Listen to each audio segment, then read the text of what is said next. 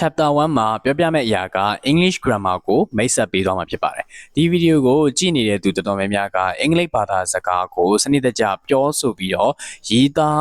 းနိုင်ခြင်းနဲ့လူတွေဖြစ်ပါတယ်။အဲ့လိုမျိုးအင်္ဂလိပ်ဘာသာစကားကိုစနစ်တကျပြောဆိုတတ်ဖို့ရေးသားတတ်ဖို့လို့ဆိုရင် grammar ကလည်းမရှိမဖြစ်အရေးကြီးပါတယ်။တချို့တွေပြောတာကြားဘူးမယ်ပေါ့နော် grammar ကိုလေ့လာဖို့မလိုဘူးကနဦးကာလမှာ grammar အစားတချို့တော့ဒီစကားလုံးတွေစကားစုတွေကိုလေ့လာပါဆိုပြီးတော့ပြောတယ်ဒါလည်းမှန်ပါတယ်ကျွန်တော်ကနဦးကာလမှာ grammar ကိုလေ့လာမယ့်အစားကျွန်တော်အသုံးဝင်တဲ့စကားလုံးတွေစကားစုတွေကိုလေ့လာတာကလည်းအသုံးဝင်ပါတယ်တို့တော့ညာလည်းပဲဒီအင်္ဂလိပ်ဘာသာစကားကိုစနစ်တကျနဲ့ပြောဆိုရေးသားနိုင်ဖို့အတွက်ဆိုရင်တော့ grammar ကတော့မရှိမဖြစ်အရေးကြီးတဲ့အရာဖြစ်ပါတယ်ဒါကြောင့်ကိုက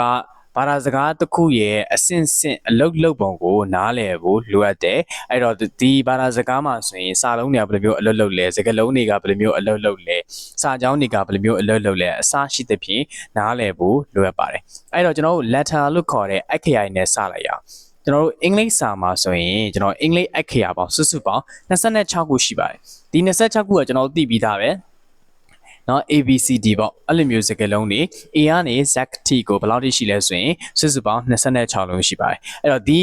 26လုံးမှာအခရာ26လုံးကဘာသာစကားပေါ့နော်ဒီအင်္ဂလိပ်ဘာသာစကားရဲ့အခြေခံအကျအဆုံးသော sound units အတန်တွဲ unit တွေဖြစ်ပါတယ်ဒီအခရာတွေကနေပြီးတော့ကျွန်တော်ကစကားလုံးလေးတွေဖြစ်လာမယ်အဲ့တော့ဒီအခရာတွေရဲ့အတန်တွဲတစ်ခုချင်းစီကလည်းစကားလုံးတွေရဲ့အတန်တွဲတစ်ခုချင်းစီကိုလည်းဖော်ဆောင်ပါတယ်အဲ့တော့ဒီအခရာ26ခုကိုအဓိကအဖြစ်အမျိုးအစားနှစ်ခုခွဲခြားလို့ရတယ်ခွဲခြားလို့ရတဲ့အမျိုးအစားနှစ်ခုရဲ့ပထမဆုံးတစ်ခုကတော့ vowels လို့ခေါ်တဲ့တရတွေဖြစ်ပါတယ်အဲ့တော့ vowels လို့ခေါ်တဲ့တရကတော့ကျွန်တော်တို့သိပြီးသားပဲစုစုပေါင်း9လုံးရှိတယ်အဲ့ဒီ vowels 9လုံးကတော့ A E I O U ဖြစ်ပါတယ်အဲ့တော့ vowel 9လုံးပြီးသွားပြီဆိုရင်ကျန်တဲ့23လုံးပေါ့နော်ကျန်တဲ့23လုံးကပါလဲဆိုရင် B လို့ခေါ်တဲ့ consonant ဖြစ်ပါတယ်အဲ့တော့ B လို့ခေါ်တဲ့ consonant တွေကတော့အလွယ်တကူမှတ်လို့ရတယ်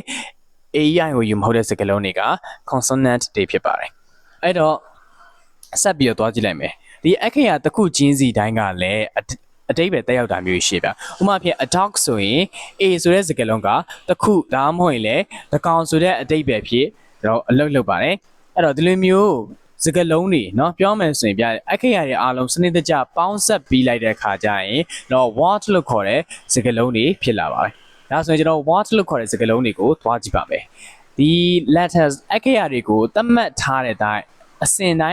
ပြောမယ်ဆိုအစီအစဉ်တိုင်းအဓိပ္ပာယ်ရှိရှိစူးစီးလိုက်တဲ့အခါမှာဆိုရင် what လို့ခေါ်တဲ့စကားလုံးတွေဖြစ်ပါတယ်ဥပမာအဖြစ်စာအုပ် BOOK book စာအုပ်အဲ့တော့ BOOK book ဆိုတဲ့စာအုပ်မှာစုစုပေါင်းအခရာ၄လုံးပါတယ်အဲ့ဒီအခရာ၄လုံးကတော့ B ရယ် O ရယ်နောက်ပြီးနောက်ထပ် O တစ်လုံးရယ် K ဆိုတဲ့အခရာ၄လုံးပါဒီအခရာ၄လုံးကိုစနစ်တကျပေါင်းစပ်လိုက်ပြီးဆိုရင်ကျွန်တော် BOOK book လို့ခေါ်တဲ့စာအုပ်ဆိုတဲ့စကားလုံးတစ်လုံးကိုရရှိပါတယ်ဒါဆိုရင်စကားလုံးတွေကဘယ်လိုမျိုးအလုပ်လုပ်လဲဆိုတာနဲ့ပတ်သက်ပြီးတော့ကျွန်တော်ကြည့်ကြည့်ပါမယ်အဲ့တော့ grammar မှာစကားလုံးတွေရဲ့လှုပ်ဆောင်ချက်နဲ့နောက်ပြီးသူတို့ရဲ့အလုပ်လုပ်တဲ့ပုံစံပေါ်မူတည်ပြီးတော့ကျွန်တော် part of speech ဆိုပြီးတော့ရှိပါတယ်အဲ့တော့ part of speech ဆိုတာကတော့မြန်မာတရားမှာဆိုရင်တော့ဝါစင်ကားလို့ခေါ်ပါတယ်အဲ့တော့ဝါစင်ကားကတော့ကျွန်တော် part of speech ကတော်တော်များများသိတာတော့8 part of speech လို့သိထားတယ်ဒါပေမဲ့ယနေ့ခေတ် modern grammar ဆိုရင်တော့9 part of speech ဆိုပြီးတော့ရှိလာပါတယ်အဲ့ဒီ9 part of speech ကတော့ determiners တို့ပါတော့အဲ့အမျိုးတွေကိုပြောတာဖြစ်ပါတယ်အဲ့တော့ဒီစကားလုံးတစ်လုံးကစ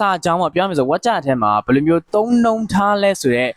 context ပေါ်မူတည်ပြီးတော့သူ့ရဲ့အမျိုးအစားတွေကလည်းပြောင်းလဲသွားနိုင်တယ်အဲ့တော့ဒါကိုနားလည်ဖို့ဆိုရင်ဒီမှာပြထားတဲ့ဥပမာကိုကြည့်ကြည့်ပါဥပမာအဖြစ် WAT ရဲ့ water ဆိုတဲ့စကားလုံးအဲ့ဒီစကားလုံးက noun အဖြစ်နဲ့သုံးရဆိုရင်တော့ရေဆိုတဲ့အရာရဲ့အဓိပ္ပာယ်ကိုကြပြီးတော့ verb အဖြစ်နဲ့အသုံးပြုရဆိုရင်တော့ရေလောင်းတယ်ဆိုတဲ့အဓိပ္ပာယ်ဖော်ဆောင်ပါတယ်ဒါကစာကြောင်းတစ်ကြောင်းထဲမှာစကားလုံးတွေကသူ့ရဲ့နေရာအထားသူ့ပေါ်မူတည်ပြီးတော့အမျိုးအစားပြောင်းလဲနိုင်တယ်ဆိုတာကိုပြပြထားဖြစ်ပါတယ်ဒါဆိုရင်ကျွန်တော်တို့ဘယ်သွားမလဲဆိုရင်ဝါကြတွေသွားမယ်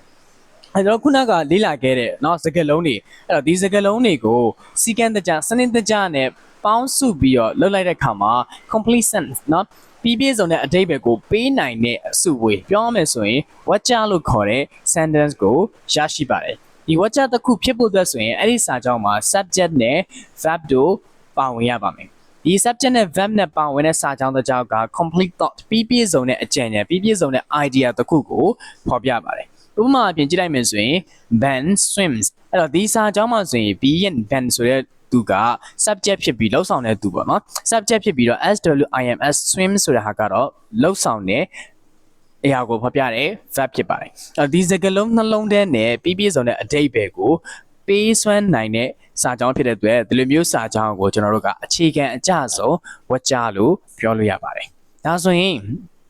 sentence တစ်ကြောင်းရဲ့တိစောက်ပုံနဲ့ပတ်သက်ပြီးတော့ကျွန်တော်တို့ကြည့်မယ်ပေါ့နော်အဲ့တော့ grammar ကြီးရဲ့ဖော်ပြချက်အရ sentence တစ်ခုကိုတိစောက်တဲ့အခါမှာအဓိကအားဖြင့်အစိတ်ပိုင်းနှစ်ပိုင်းမြဲပါဝင်ပါတယ်အဲဒီမှာ grammar ကြီးလို့ကျွန်တော်ပြောတာဘာကြောင့်လဲဆိုရင် grammar စာအုပ်တွေအများကြီးရှိရဗျာဘယ်လိုမျိုး grammar စာအုပ်တွေလဲဆိုရင်ဒီ Oxford ကထုတ်တဲ့ grammar စာအုပ်တွေရှိရ Cambridge ကထုတ်တဲ့ grammar စာအုပ်တွေရှိရအများကြီးရှိရနာမည်ကြီး grammar စာအုပ်တွေလည်းရှိရအဲ့ဒီနာမည်ကြီး grammar စာအုပ်တွေဖော်ပြချက်ရဆိုရင် sentence တစ်ခုကိုတည်ဆောက်မယ်ဆိုရင်အဓိကအစိတ်ပိုင်းကနှစ်ပိုင်းပါဝင်တယ်အဲ့တော့ subject ကျွန်တော်မြန်မာတရားမှာဆိုရင်တော့ကတာလို့ခေါ်တယ်အဲ့တော့ကျွန်တော်တို့ပြောဆိုနေတဲ့လူတွေဒါမှမဟုတ်အရာဝတ္ထုတွေပေါ့နောက်ခုနဒီစာကြောင်းမှာဆိုရင် Ben swims ဆိုတဲ့စာကြောင်းမှာ Ben က subject ဖြစ်ပါတယ်အဲနောက်တစ်ခုကတော့ predicate ပေါ့နော်အဲ့တော့ဒီ predicate ကဘာပြောဆိုရင်အဲ့ဒီ subject နဲ့ပတ်သက်ပြီးတော့ပြောပြရတဲ့အချက်တွေဖော်ပြချက်တွေကိုပြောတာဖြစ်ပါတယ်ဟုတ်ပြီဒါလေးကတော့ကျွန်တော်ဒီညမှာကြည့်တဲ့အခါမှာနည်းနည်းလေးတော့ရှုပ်ကောင်းရှုံနေနိုင်လိမ့်မယ်တို့ညာလည်းပဲကျွန်တော်သူပေးရတဲ့ဥပမာလေးကိုကြည့်ပြီးတော့ဖတ်ကြည့်ပါမယ်နော်ဟုတ်ပြီအဲ့တော့ဥပမာမှာဗာပြောထားရဆိုရင် the sun gives lightအဲ့တော့ဒီစာကြောင်းမှာဆိုရင်လှုပ်ဆောင်တဲ့သူကဘယ်လိုလဲဆိုရင် sun เนาะနေမင်းအဲ့တော့ဒီနေလုံးကနေမင်းကဘာကိုလုပ်ပြီးလဲဆိုရင်အလင်းရောင်ကိုပေးတယ်အဲ့တော့ဒီစာကြောင်းမှာ subject ကိုရှာတဲ့အခါမှာ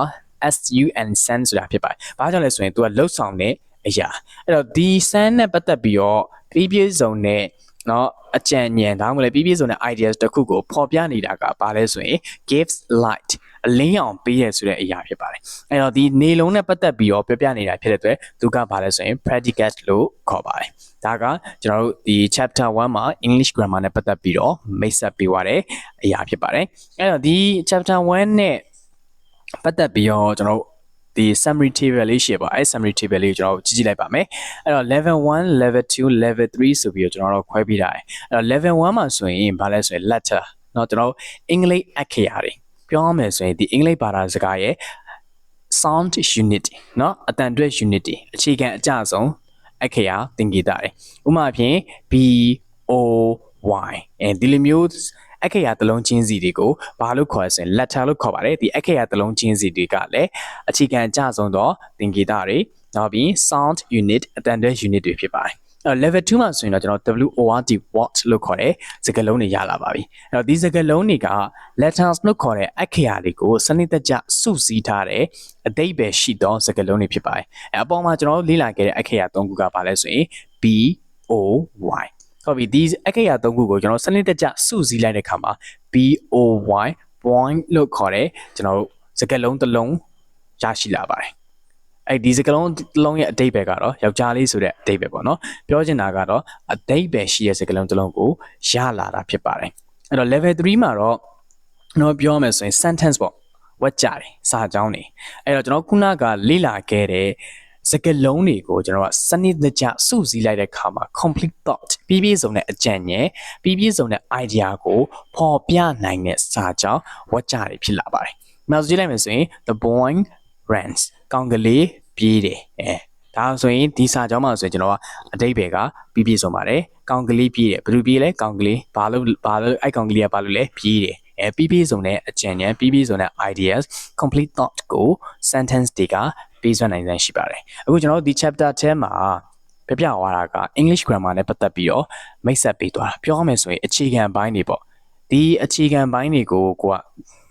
လိုက်ထိုင်လေးတည်ထားပြီဆိုရင်နောက်ဆက်တဲ့သွားမယ်သင်ခန်းစာတွေနောက်ဆက်တဲ့သွားမယ်အရာတွေမှာအထောက်အကူပြုမှာဖြစ်ပါတယ်